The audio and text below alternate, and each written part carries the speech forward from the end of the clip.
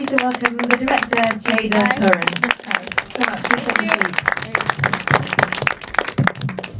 Thank you so much for joining us here. It's my pleasure. Thank you to all of you for being here, for watching our movie. It means a lot to us. Well, I felt like it was a wonderful way to spend a Saturday evening, so thank you. And so I'm going to start by asking a few questions, and then I'd like to open it up to you guys to ask Ceyda questions as well. So if you're finding stories and telling stories about cats and their humans, I just wanted to start by asking whether you looked for the cat first or the person first. We looked for the cat first. Okay. Absolutely, hands down. We actually at some point didn't even think we would have so many people. And if it wasn't for the fact that they were able to voice certain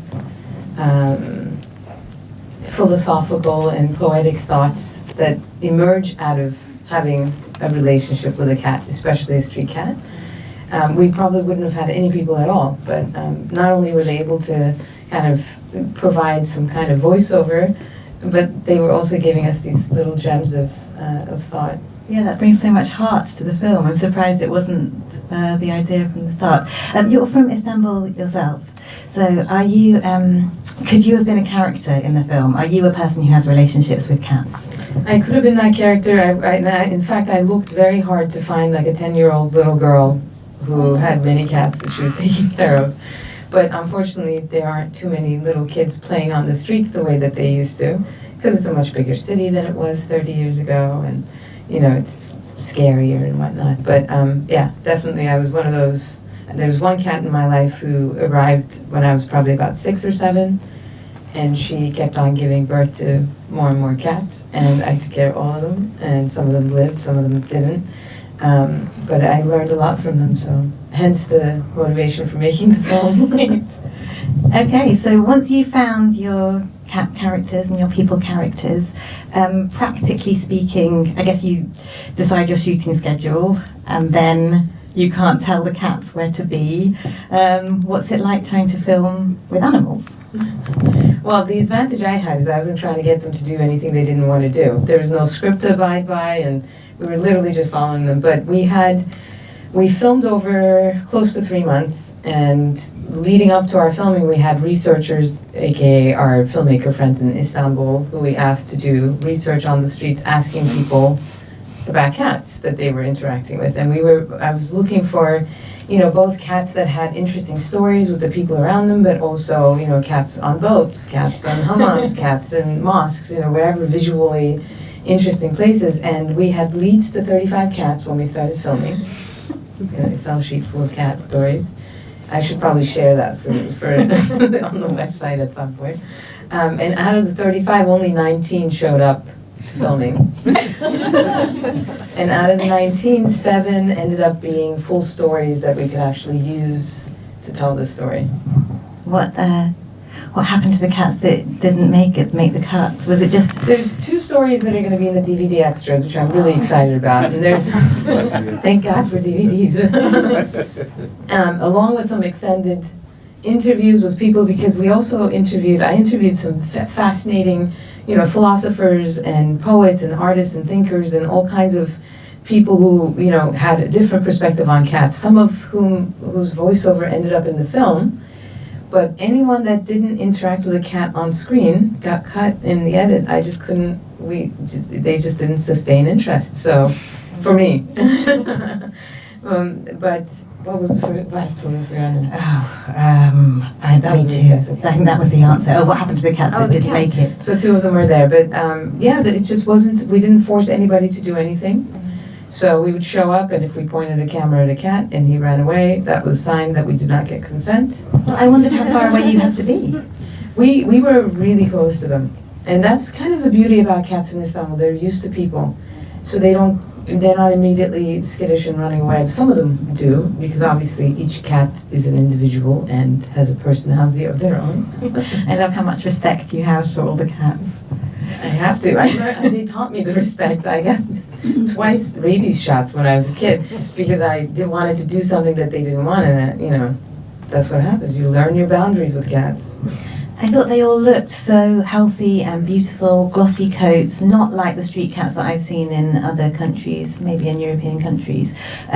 Were we just seeing the cream of the crop? There are thousands of street cats, so are they also well looked? Okay, are they also well looked after? Most of them are. Most of them also are capable of taking good care of themselves if they are given the opportunity to grow up with their mother for like quite a good chunk of time at the beginning.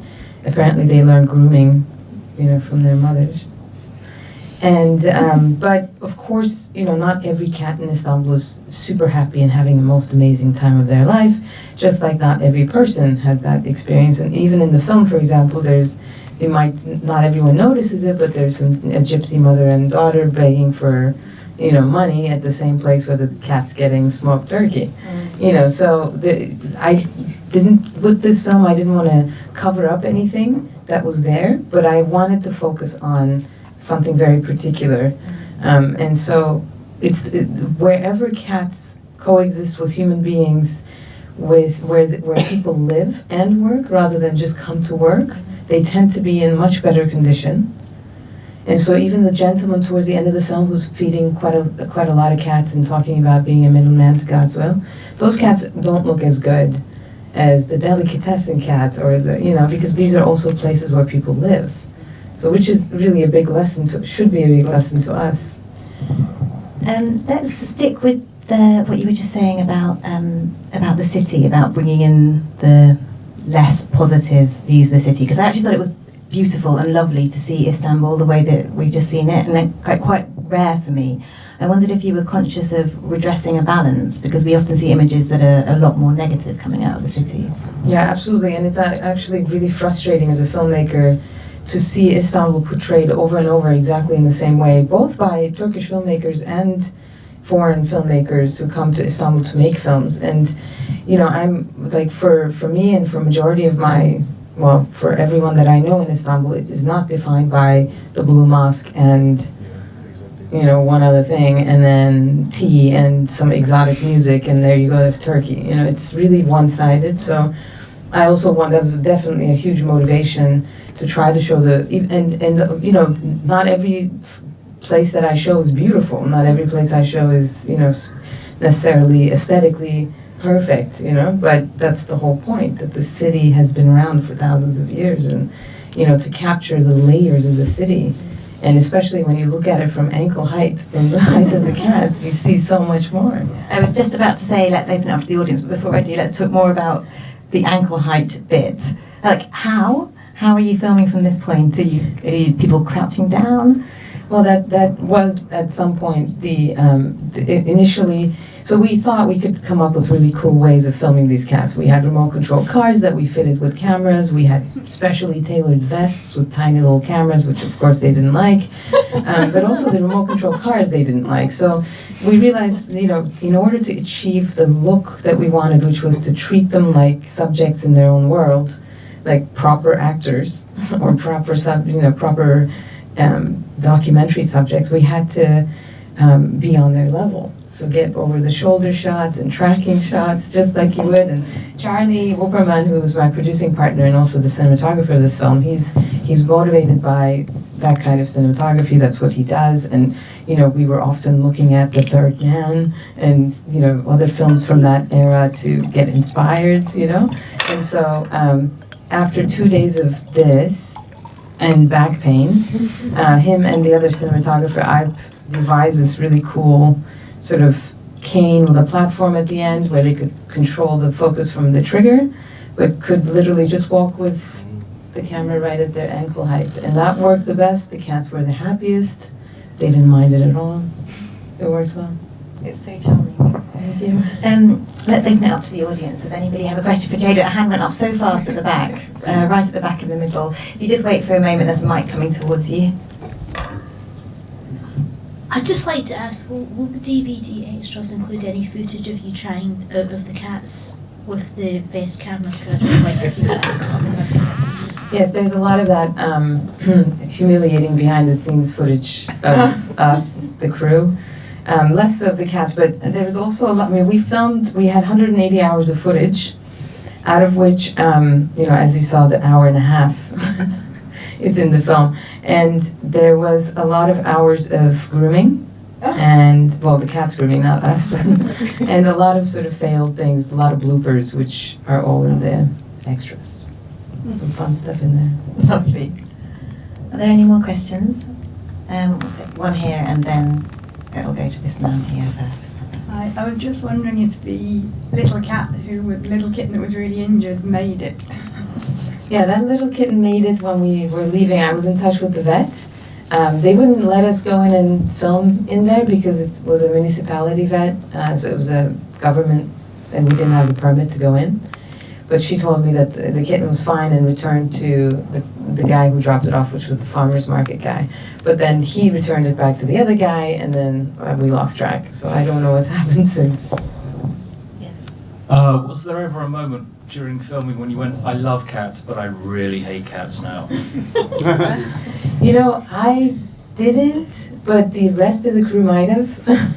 I'm not going to speak on their behalf, but it was actually, no, I mean, on the whole, it was like filmmaking is so rough and such a hard job a lot of times because you're, especially independent, low budget filmmaking, you're sacrificing hours, you're up at early hours, you're doing things, and then, at the end of the day, you're exhausted and you wonder why you're doing it for and what you're doing.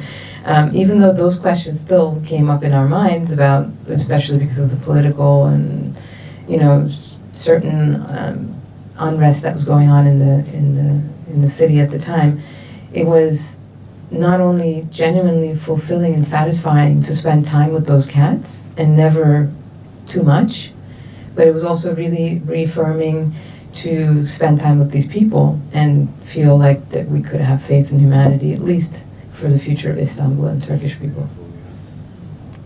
And there's actually a hand. But we did stink. We stank. And my backpack got sprayed by like 30 cats and washed it with vinegar. It's fine now, but...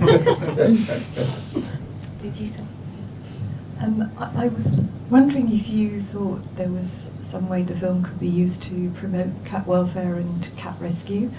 I don't know if people are aware of it, but there's an estimated 2 million homeless cats in the UK, 500,000 homeless cats in London alone. And I think your film would be a good vehicle to help to make that better known. Had you thought about the value of your film in bringing about a great awareness of the needs of cats? Absolutely, and there's a wonderful organization here that we're speaking to whose name is escaping my mind. I don't want to give you the wrong name, but I can tell you later, who also have a similar mindset about our coexistence with cats. And I think if people come to see this film and enjoy it, and then also think about how we could share our space with cats in a slightly different way, and also just slightly change our perspective of that relationship, and proactively, if we can stop buying them and adopt them, as I think it's pretty successful here anyway, but this idea that it's a community, it should be a community feeling. I was talking to someone here who was saying that his next door neighbor had a cat who gave birth to kittens, and everybody got one and is now taking care of one, and that's how I grew up in Istanbul, and that's how it should be, if we can get back to that a little bit. But yeah, absolutely, I hope this film starts conversations about a lot of things. Yeah, I found the film extremely moving, but not just because of the cats. I think what was so impressive was the selflessness and the kindness of the humans in the film. Yeah, I think it's we often forget how rewarding it is to be selfless and to be to contribute to the world around us, what in whatever form it may be. But we get really kind of sidetracked with the things that we think we have to do, and often forget to volunteer or do anything that benefits the well-being of another being. And in a way, the cats in Istanbul kind of force you. I mean, a lot of people also ignore them and don't even bother doing anything, which is also fine. Not everybody has to do something, but it gives you an opportunity just to even have a little cup of water outside your door during the summer months. is all they really need. You know? So we have more questions. Is there one here still? She sort of answered my question. Okay, in that case, we'll come down to the front, please. Just wait a moment. There's a microphone coming to this man here. It helps people at the back here. Jed, I want to thank you from Istanbul. Thank you so much for shooting our hometown so beautifully. That's one I want to thank you from my heart, because I'm a witness because I grew up there, and my partner has been to Istanbul many times. It really is like that. If you don't mind my mentioning just a bit of Stray Dogs, it's the same thing. People go out of their way with their kindness to help them completely. So I just want to thank you for that. And also one little thing that it's very unfair portrayal in the press too. So we have really a field day. Like when you Google Guardian in Istanbul, you get one with a burqa, and it's not like that. People wear miniskirts in the summer, and it's just been around for thousands of years. And last thing I'll say, we've been coexisting with these beautiful animals for centuries, and that's something to think about in this very polarizing world, I think. But I really want to thank you from my heart Thank you. for shooting our hometown so beautifully. Thanks so much, Jordan. Thank you. Thanks. It's interesting because I took it for granted for so long. Didn't think that it would exist elsewhere, or didn't realize that it didn't exist elsewhere, and didn't realize how valuable it was, this relationship. You know, so I'm just really happy that there's such interest in this film, and people are coming and seeing it and loving it, because it's a testament to the cats, and it's a testament to, you know, how also we're all feeling. You know, so where we maybe, I mean, if you look at this audience as well, and it's been the case in every single screening, it's such a mix of people, mix of ages, mix of backgrounds, and it's all because of cats. They genuinely unite us. I mean, okay, there's other things that unite us, but it's good to remember that there's more that actually we share than things that divide us. You know, so I'm glad if somebody, you know, we did really well in the U.S. and I get comments from people, I don't know, someone in Alabama saying, oh, I felt a connection to the guy who said I had a nervous breakdown.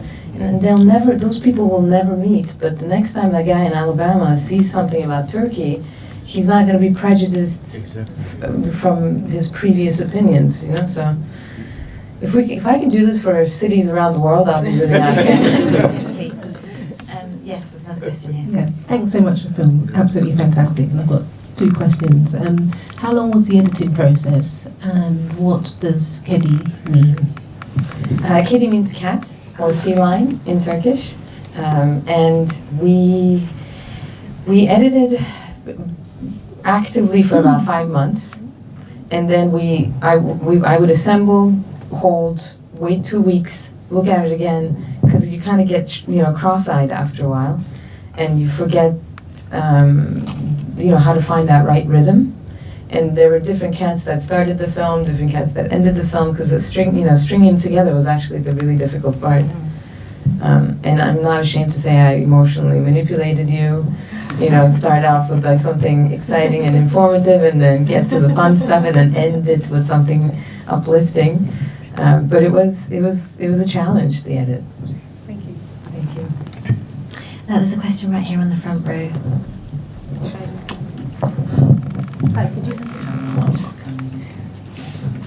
Sorry, could you Hi. I'm Italian, very much used to the coexistence with cats in the streets. I moved to London, was very surprised at seeing that there's not many cats in the streets. There's a lot of love for dogs in London, that is visible at least. And I was wondering, we see some dogs from time to time in the movie, and I was going to ask you, what's the status of dogs, and what in Turkey or in Istanbul, and what can you tell us about cats? Well, first of all, thank you for coming. If you guys are all together, thank you for bringing a young audience member who's now asleep, which is awesome. So I have a child too. I can start playing this for her to go to sleep soon. But thank you for bringing her and exposing her to this. But so the street dogs don't have as good a life at all in Istanbul, because they're a lot easier to manage. They're easier to track and find and, you know, tag and whatnot. But there's there's a negative, well, there's a negative history in the sense that there's been issues with street cats, street dogs in Istanbul, where in packs they've attacked people, and they're a little bit more aggressive and potentially more dangerous. But people still, unfortunately, go for breed dogs, and then they can't take care of them in an apartment and abandon them, which is not the case with cats a lot. Like, the cats you see on the streets are genuinely cats. There's probably 1% that I would say I came across that was abandoned by someone who had gotten a cat and didn't know how to take care of it. But the majority of the cats are native to that geography for thousands of years, so it's nobody has a memory of Istanbul without cats, or even Turkey, really. Majority of Turkey is like this. And recently, like 2 weeks ago, there was a National Geographic article about the DNA research that they did, tracking the ancestors of cats to the Fertile Crescent, basically. And like people, cats also came through Istanbul, and I think got stuck. We did see, a zoologist showed us a cat remain from 3,500 years ago that had a break in his thigh bone that had healed in a way that only a human's interference would have healed it. So, there's that. And so dogs just don't have the same kind of, they don't get the same love in that sense, because they can't come in and out of people's lives as easily as cats. But as the gentleman here also mentioned, like last winter was really rough, and people were out distributing blankets to the street dogs. So, where if you have that compassion, you express it, I guess. There does seem to be something about cats generally, though, and I wondered whether the phenomenon of the cat video, did you find that helped or hindered you as you spent the last few years pitching and selling and making a film about cats? It definitely helped us get funding for the film, because we could actually point to something. Because as you said, people walk their dogs, so you know how many dog people there are, but you have no idea cats, nobody's walking their cats. So you don't know how many cats there are. There's a few studies that were made, but really our number one sort of thing that we could point to in our presentation for investors was, 15% of all YouTube videos are cat related. And it's ridiculous, but you gotta sell your work somehow, right? And so, we just literally went with the idea that we could sell the idea of the cats, but this more profound relationship, I think that's what shorter internet videos have never been able to do justice to, because they're short, but also because they speak to our instant gratification needs, whereas cats do a lot more than that. And I was hoping to be able to capture some of that, even though obviously I would have loved to have had more artists or more some other things where you have this this existential relationship with a cat, which is a lot more sophisticated than any other animal. It seems to be. Do we have another question? I'm just going to check the time and see whether we have time for many more. Probably one more question. It's not forthcoming from the audience, and I just was thinking that normally at this point I might ask a documentary director if their subjects had seen the film yet. But I guess only half of yours might have done. Do the people in the film respond to seeing themselves? Yeah, some of them were a little bit, shy about it, because some of them are people who have never been in front of the camera and will probably never be in front of the camera again, unless our film causes some kind of, paparazzi downpour on these poor guys, but hopefully not.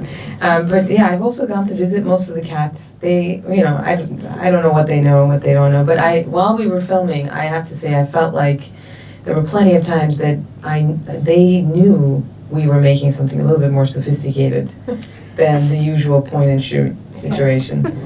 They recognized your artistry? Yeah, also maybe because we just didn't leave them alone. We were with them for day in and day out for almost 3 months, so they probably had some kind of feeling about it. As you say, that's consent. Yes. There's a final question here. I know that I should wrap it up, but we'll just take this last one. The mic's coming.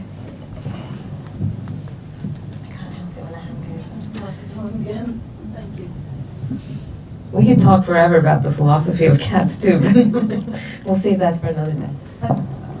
One of the things that I think is very notable about the film is that I presume many of the people who are helping the cats are Muslim, and there's a fallacy among cat rescue people within the UK that Muslims don't like cats and that they're unkind to cats. I actually work in cat rescue myself, and I come across a lot of Muslims who are in fact very kind to cats, and I think one of the things that I hope your film will give the light to that misconception among people.